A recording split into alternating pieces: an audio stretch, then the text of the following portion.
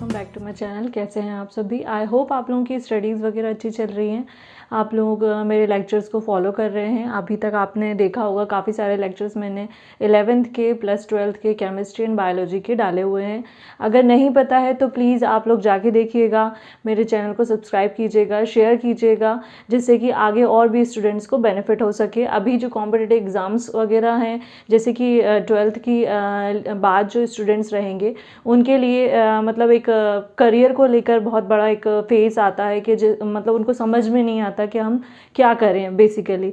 वैसे तो नीट और JEE के एग्ज़ाम्स वो लोग क्रैक करने की कोशिश करते हैं, उसकी प्रिपरेशन वो काफ़ी टाइम से स्टार्ट कर देते हैं। बट इन दैट केस के अगर मान लीजिए नहीं होता है, सिलेक्शन नहीं हो पाता है, तो उस केस में आप क्या करेंगे? मतलब कि करियर को लेकर बहुत सारे पेरेंट्स भी कंसर्न रहते हैं कि हमारे बच्चे का JEE में नहीं हुआ, नीट में नहीं हुआ, तो आगे क्या करेगा? इसने ये सब्जेक्ट लिया है, उसने ये सब्जेक्ट लिया है। तो इस तरीके के बहुत सारे क्वेश्चंस पेरेंट्स के एज वेल एज उनके चिल्ड्रंस के, मतलब जो कि अपेयर करते हैं, जो कि 12th पास आउट हुए हैं, उनके माइंड में रहता है। तो इसी को लेकर मैंने आज एक नई वीडियो आपके लिए डाली हुई है, जिसके बारे में हम बात करेंगे कि 12th के बाद ना अगर आपका सिलेक्शन नेट में या JEE में या जो भी कॉम्पिटिटिव एग्ज़ाम्स आप दे रहे हैं उनमें नहीं हो पाता है, इन दैट केस आप क्या कर सकते हैं? बहुत सारे ऑप्शंस हैं आपके सब्जेक्ट से रिलेटेड। बेसिकली हम लोग बात करने जा रहे हैं यहाँ पे एक तो बायोलॉजी के स्टूडेंट्स के लिए, ठीक है। सब्जेक्ट्स 12th में, मतलब 11th 12th में काफ़ी सारे सब्जेक्ट्स होते हैं, आर्ट्स है, कॉमर्स है, इसके बाद और भी आपका बायोलॉजी, मैथ्स और भी बहुत सारे, अभी बायोटेक्नोलॉजी भी ऐड हुआ है। तो बहुत सारे मतलब सब्जेक्ट्स हैं। उसको लेकर आप अपने करियर के लिए मतलब आगे बहुत कंसर्न हो जाते हैं कि हमने ये सब्जेक्ट ले तो लिया है, इसमें आगे ये स्कोप है कि नहीं है, इसमें आगे जाके करियर रहेगा या नहीं रहेगा। तो इस तरीके के क्वेश्चंस मुझसे काफ़ी सारे स्टूडेंट्स ने पूछे भी थे। मतलब ऑफलाइन जो मैं क्लासेस लेती हूँ उनके लिए भी एक ये बेनिफिट रहेगा। आप इस वीडियो को देखिएगा जिससे कि आपको आगे जाके बेनिफिट मिले।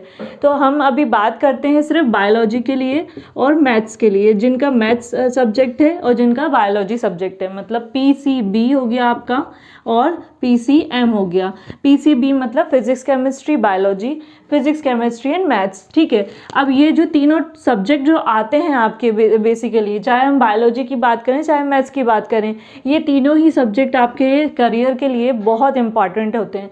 लाइक अगर आप फिज़िक्स भी है तो ज़रूरी नहीं कि बायोलॉजी वाला जो बच्चा है वो फिज़िक्स में आगे नहीं जा सकता, केमिस्ट्री में आगे नहीं जा सकता, या बायोलॉजी है तो बायोलॉजी में आगे नहीं जा सकता। ऐसे ही मैथ्स में भी है। आपका ये नहीं है कि बायोलॉजी अगर एक टॉपिक, एक सब्जेक्ट है आपका, तो उसमें केमिस्ट्री और फिज़िक्स का कोई रोल नहीं है। या मैथ्स वाला स्टूडेंट है तो उसके मतलब करियर को लेकर फिजिक्स और केमिस्ट्री का उसके मतलब करियर में कोई रोल नहीं है, ऐसा नहीं होता है। ये तीनों ही सब्जेक्ट्स जो हैं ये इंपॉर्टेंट रोल प्ले करते हैं आपके करियर को लेकर, या आपके आगे जाके आपको जो भी करना है उसमें देखने के लिए। तो बायोलॉजी का अगर हम बात करते हैं, नेट और JEE की बात भी हम करेंगे, लेकिन हम अगर सिंपल बायोलॉजी की एक सब्जेक्ट की बात करते हैं तो इसमें है ना लगभग 50 फील्ड्स दी गई हैं, ठीक है। मतलब हैं, ऑलरेडी दी नहीं गई हैं, 50 फील्ड्स हैं जिसको मतलब लेकर मतलब जिसको आप चूज़ कर उसके आगे मतलब BSc हो गया, MSc हो गया, इस तरीके से मतलब पोस्ट ग्रेजुएशन हो गया, ग्रेजुएशन उसमें कर आप अपनी मतलब जॉब कर सकते हैं उस सब्जेक्ट्स में। मतलब जो भी 50 फील्ड्स इसमें दी गई हैं। एग्जाम्पल के लिए मैं अगर बात करूं तो फार्मा कंपनीज़ हैं जिसमें केमिस्ट्री आती है, बायोलॉजी स्टूडेंट्स उसमें जा सकते हैं, ठीक है। फिर उसके बाद फार्मा के बाद फार्मेसी हो गया, उसके बाद आपका फार्मास्यूटिकल हो गई, कॉस्मेटिक हो गया, एनवायरनमेंट हो गया, वेटरनरी हो गया। ये सारी ऐसी जो हैं मतलब जो आप बोलोगे एग्रीकल्चर हो गया, बहुत सारी फील्ड है, अनलिमिटेड। इन फील्ड्स के बारे में भी हम एक एक करके बात करेंगे कि कितनी 50 फील्ड्स हैं और उसमें किस तरीके से आप अपना करियर बना सकते हो। तो इन फील्ड्स को अगर आप चूज़ करते हो तो इसमें भी स्टार्टिंग अगर आप मान के चलो तो 25 से 30K सैलरी होती है। मतलब अगर आप ग्रेजुएशन कर लेते हो, पोस्ट ग्रेजुएशन कर लेते हो, बहुत अच्छी बात है। तो उसमें अगर आपकी सर्विसेज लगती हैं, लाइक एग्रीकल्चर से रिलेटेड है या एनवायरनमेंट से रिलेटेड है, बहुत सारे ऐसे गवर्नमेंट इंस्टीट्यूट भी हैं, गवर्नमेंट ऑर्गेनाइजेशन है जहाँ पे एनवायरनमेंट से रिलेटेड, एग्रीकल्चर से रिलेटेड बहुत सारी ऐसी वैकेंसीज निकलती हैं, लाइक एसएससी हो गया, उसमें भी आता है, एफसीआई हो गया, फूड कॉरपोरेशन इंडिया, उसमें है ना एग्रीकल्चर अगर आपने लिया है, या न्यूट्रिशन से रिलेटेड आपने बीएससी या एमएससी किया है, तो इन सब का बहुत ज़्यादा स्कोप है। 50 फील्ड्स के बारे में अगर हम बात करें तो ये बहुत लंबा हो जाएगा, इसके लिए मैं अलग से आपको एक वीडियो डाल दूंगी बनाकर कि कितनी 50 फील्ड्स में कौन कौन सी फील्ड्स आती हैं और उसमें क्या क्या स्कोप हैं। अभी जस्ट हम एक ओवरव्यू देख रहे हैं कि किस तरीके से आप अपने करियर को लेकर आगे प्रोसीड कर सकते हैं। तो ये तो नॉमिनल बात हुई बायोलॉजी को लेकर कि इतनी फील्ड्स हैं। अगर हम मैथ्स की बात करें, मैथ्स पे आते हैं तो मैथ्स में भी बहुत सारे JEE के अलावा भी बहुत सारी ऐसी फील्ड हैं, लाइक IT सेक्टर हो गया। अभी IT का बहुत ज़्यादा रिक्वायरमेंट है।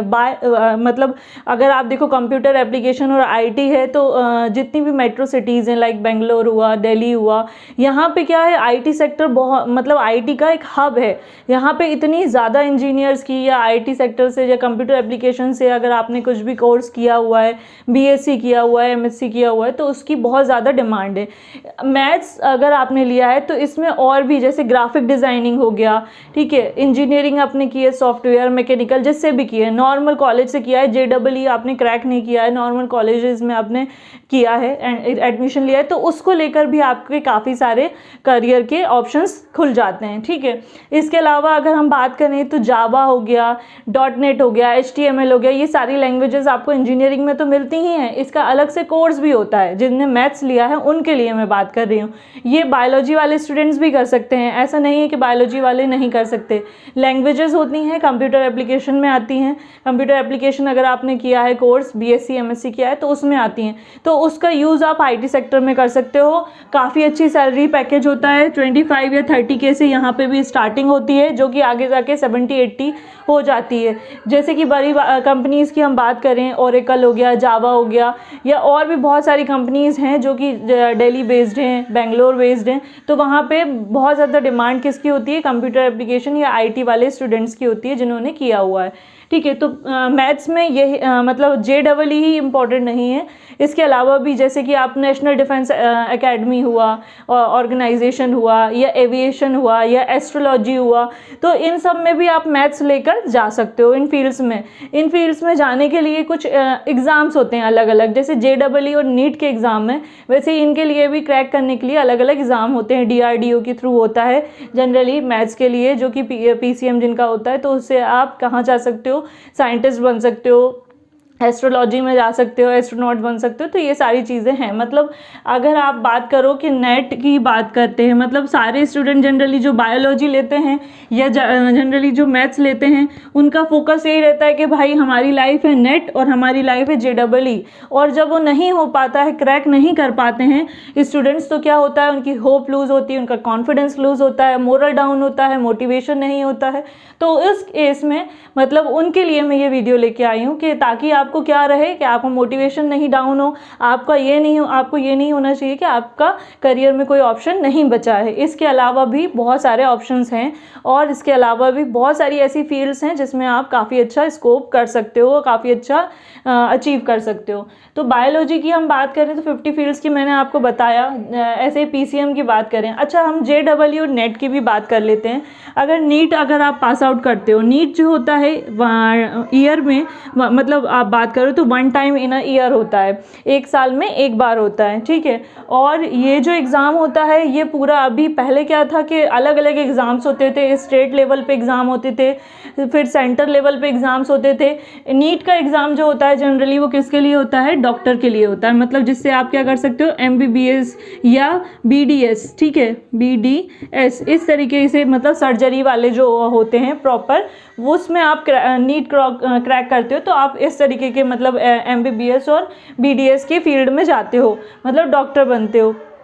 1 टाइम इन अ ईयर होता है, ठीक है। इसके बाद इसमें नेगेटिव मार्किंग भी होती हैं। ये जो एग्ज़ाम होता है ऑब्जेक्टिव वाइज होता है, ऑफलाइन होता है और 3 आवर्स का होता है। इसके बेस NEET पे और JEE पे भी मैं डीपली एक वीडियो बनाऊंगी, जिससे कि आपको कंप्लीट इन्फॉर्मेशन मिले। अभी जस्ट हम ओवरव्यू देख रहे हैं, ठीक है। उसके बाद जैसे ही अगर आप NEET क्रैक कर लेते हो तो उसके बाद आपकी काउंसलिंग होती है, सीट अलॉटमेंट होता है, कॉलेजेस आपको रहते हैं, ठीक है। उसके बाद आपको मतलब एडमिशन मिलता है, तब जाके उसमें भी मार्किंग, आपकी रैंकिंग अच्छी होनी चाहिए। 12th में भी परसेंटेज देखे जाते हैं प्लस नीट के परसेंटेज देखे जाते हैं, दोनों ही चीज़ें देखी जाती हैं, दोनों ही चीज़ें मैटर करती हैं। तो इसलिए आप 12th भी अच्छे से क्रैक कीजिएगा। एटलीस्ट आपको 60% होना चाहिए नीट के लिए और JEE दोनों के ही लिए 60-70। अगर आप इससे अच्छा स्कोर करते हैं तो आपके लिए वेल एंड गुड रहेगा। बिकॉज क्या होगा, नीट में और JEE में जब काउंसलिंग की जाती है तो काउंसलिंग में क्या होता है, बहुत सारे स्टूडेंट्स के परसेंटेज हाई होने के कारण आपको सीट अलॉटमेंट नहीं हो पाती है। तो इसलिए परसेंटेज पे बेसिकली आप अपने 12th के परसेंटेज पे ज़्यादा ध्यान दीजिएगा। तो ये हुआ नीट की बात। JEE की बात करते हैं। JEE जो एग्ज़ाम होता है ये 2 टाइप से होता है, एक होता है मेन, ठीक है, और एक होता है एडवांस, ठीक है। मेन और एडवांस ये दोनों ही क्या होते हैं, 6 मंथ के अल्टर में होते हैं। मतलब आप बोल सकते हो साल में, ईयर में 2 टाइम्स इन अ ईयर, मतलब साल में 2 बार होते हैं, ठीक है, 2 बार आप दे सकते हो। लेकिन इसके जो अटैम्प्ट्स होते हैं, इसका अगर हम देखें अटैम्प्ट्स जो रहता है नीट का वो अनलिमिटेड है, ठीक है, लेकिन इसका जो है 6 टाइम्स ही आप दे सकते हो, लिमिटेड है। अगर नीट की बात करें तो इसमें जो एज क्राइटेरिया है स्टूडेंट्स का वो 70 ईयर्स से है आगे, आप मतलब अनलिमिटेड है। एज इसका मैक्सिमम एज का नहीं दिया गया है। पहले इसमें मैक्सिमम एज जो दी गई थी वो 30, 25, 30 थी, लेकिन अब वो हटा दिया गया है क्योंकि सारे एग्ज़ाम्स जो मेडिकल एग्ज़ाम्स कराते थे, AI all India medical test जो होता था, PMT होता था, या स्टेट लेवल के जो भी एग्ज़ाम्स होते थे डॉक्टर को लेकर या मेडिकल टर्म को लेकर, तो वो अब सारे एक कर दिए गए हैं जिसको हम पूरा नीट बोलते हैं। और उसके लिए एज क्राइटेरिया 17 ईयर और मैक्सिमम एज नहीं दी गई है। फिर JEE में मेंस में इसमें भी एज क्राइटेरिया 17 ईयर्स है और जो मैक्सिमम एज है वो 25 ईयर्स है। इससे ज़्यादा के एज वाले जो हैं कैंडिडेट्स वो अपेयर नहीं कर सकते हैं। तो ये JEE की बात हुई, ये नीट की बात हुई। इस तरीके से मतलब आप क्या कर सकते हो अपने करियर में, और भी ऑप्शन हैं जिसको लेकर आप बढ़ सकते हो आगे। PCB अगर बायोलॉजी अगर आपने लिया है या मैथ्स भी लिया है तो इसमें भी और ऑप्शन एक और खुलता है आपका CSIR। काफ़ी लोग से सुना होगा जिसको नेट बोलते हैं, NET नेट, ठीक है। CSIR जो रहता है ये नेट जो एग्ज़ाम होता है ये जनरली इसका लेवल बहुत हाई होता है। ये होता कब है, जब आपने ग्रेजुएशन या पोस्ट ग्रेजुएशन कर लिया हो। वैसे तो जनरली ग्रेजुएशन के बाद आप इसको डायरेक्ट अपेयर कर सकते हो, ग्रेजुएशन से ही इसकी तैयारी कर सकते हो। इस एग्ज़ाम को CSIR को कोई भी स्टूडेंट दे सकता है जिसका कॉमर्स है, जिसका अकाउंट्स है, जिसका हिंदी है या इंग्लिश है, MA इंग्लिश से किया है, MA हिंदी से किया है, ठीक है, आर्ट से किया है। तो वो सारे स्टूडेंट्स जो हो गए उनके लिए भी एक बेनिफिट है कि नॉट ओनली बायोलॉजी और मैथ्स के अलावा भी आप क्या कर सकते हो, CSIR नेट क्लियर कर सकते हो। इसका जो लेवल होता है वो काफ़ी हाई होता है, ये थोड़ा कॉलेज लेवल पे हो जाता है, ये आप ग्रेजुएशन के बाद करते हो। जो 12th के बाद आप करते हो वो नीट और JEE होता है।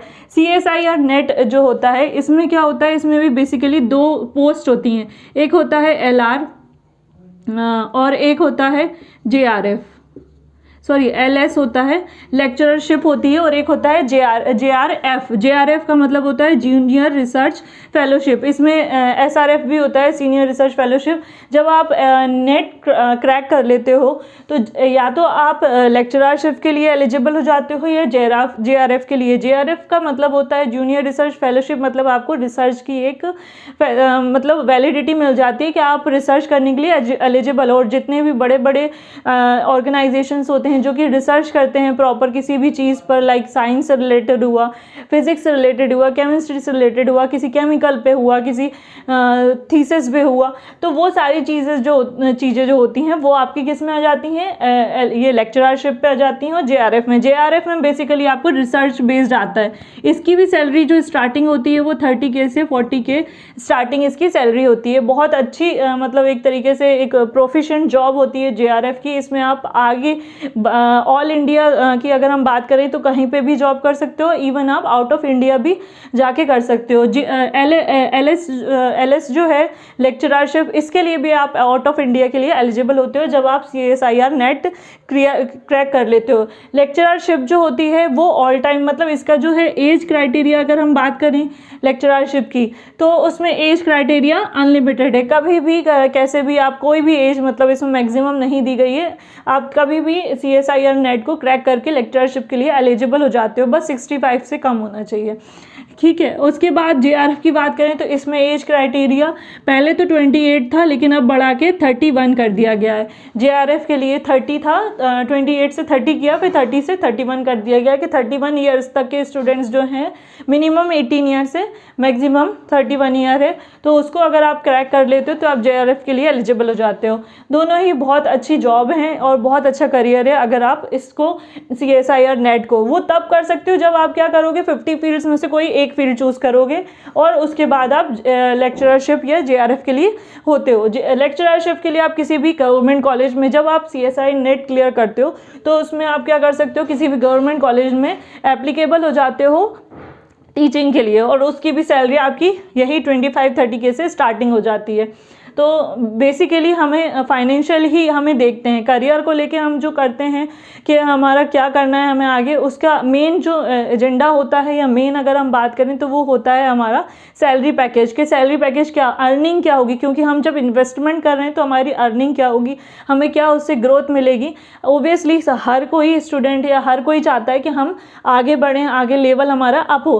तो इसीलिए मैं ये सारी चीज़ें आपको बता रही हूँ कि जिससे आपको पता चले कि आगे करियर में जो ऑप्शंस हैं, स्टार्टिंग पैकेजेस जो हैं आपके इतने से स्टार्ट होता है। फाइनेंशियल ओब्वियसली हर एक पर्सन को रिक्वायरमेंट होती है, तो इस तरीके से आप यहाँ पे अचीव कर सकते हो, इतना मतलब पैकेजेस आपको मिल सकते हैं अदर अपार्ट फ्रॉम नेट और JEE के। वैसे तो अगर जैसे नेट की अगर आप क्लियर कर लेते हो तो गवर्नमेंट कॉलेज LN सिटी हो गया, बहुत सारे ऐसे कॉलेजेस हैं गवर्नमेंट जिसमें आपको एडमिशन्स मिलते हैं और आपका पैकेज तो फिर लैक्स में होता है। ऐसे JEE की बात करें तो IIT अच्छे बहुत रेपुटेटेड जो कॉलेजेस होते हैं उसमें आपको क्या होता है, एडमिशन्स मिल जाता है, पर इसमें भी परसेंटेज मैटर करता है। तो ये था हमारा क्या एक थोड़ा सा ओवरव्यू करियर को लेकर। अगर आपको इस टॉपिक में या इससे रिलेटेड कोई भी क्वेश्चंस आपके माइंड में आता है कि लाइक इसमें और क्या डीपली आप समझना चाहते हैं, इसमें और आगे जाके क्या हो सकता है, क्या ऑप्शंस हो सकते हैं, तो आप मुझे कमेंट सेक्शन में कमेंट करके ज़रूर पूछिएगा। मेरा व्हाट्सअप नंबर, टेलीग्राम पे भी मैं अवेलेबल हूँ, डला हुआ है, वहाँ से आप मुझे क्वेश्चंस कर सकते हैं। कोई भी आपको डाउट है आप वहाँ से पूछ सकते हैं मुझसे। और अगर आप चाहते हैं कि किसी एक पर्टिकुलर टॉपिक को लेकर मैं और वीडियो बनाऊं, उसमें आप और जानना चाहते हैं, तो मुझे कमेंट सेक्शन में ज़रूर कमेंट करके बताइएगा। मेरी वीडियो को आप लाइक करें, शेयर करें जितना ज़्यादा हो सकता है, जिससे कि मेरा मोटिवेशन भी अप रहे, डाउन ना हो। और इसको सब्सक्राइब करें मेरे चैनल को, जिससे कि मुझे और भी वीडियो आगे बनाने के लिए मोटिवेशन मिले। Thank you.